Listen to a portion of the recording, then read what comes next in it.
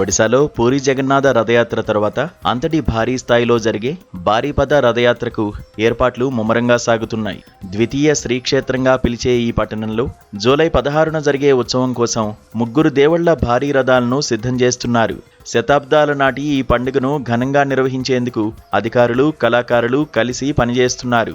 ఈ వేడుకలో పాల్గొని జగన్నాథుడు, బలభద్రుడు, సుభద్రాదేవిల రథాలను లాగడానికి ఒడిశాతో పాటు పొరుగు రాష్ట్రాల నుండి కూడా లక్షలాది మంది భక్తులు తరలిరానున్నారు.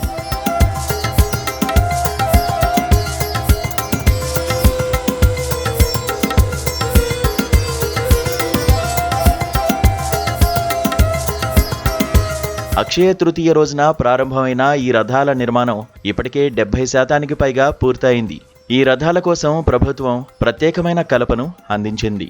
ప్రస్తుతం 50 మందికి పైగా వడ్రంగులు రథాలను తయారు చేస్తుండగా మరో 12 మంది కళాకారులు రథాలపై సంప్రదాయ చిత్రాలను గీస్తున్నారు.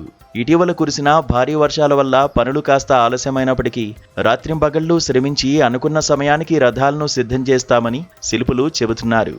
పనులను త్వరగా పూర్తి చేయడానికి చిన్నపిల్లలు సైతం పెద్దలకు సాయం చేస్తున్నారు. इसकी वजह से रथ का काम थोड़ा पेंडिंग पड़ रहा है. जब से ही थोड़ा क्लियर होगा बाहर रथ का काम भी शुरू हो जाएगा.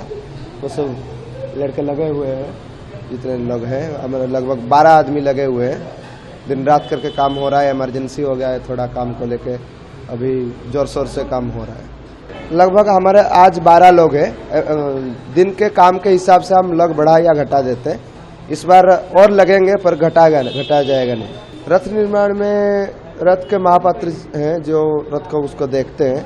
लगभग 50 लोग लग जाते हैं लगाने के लिए. బారిపదలోని ఈ చారిత్రాత్మక జగన్నాథ ఆలయాన్ని 1575లో రాజు బైద్యనాథ్ భంజుదేవ్ నిర్మించారు. ఒడిశా సంస్కృతిలో ఈ రథయాత్రకు ఎంతో ప్రాధాన్యత ఉంది. ఇక్కడి రథాన్ని లాగితే మంచి జరుగుతుందని భక్తుల నమ్మకం.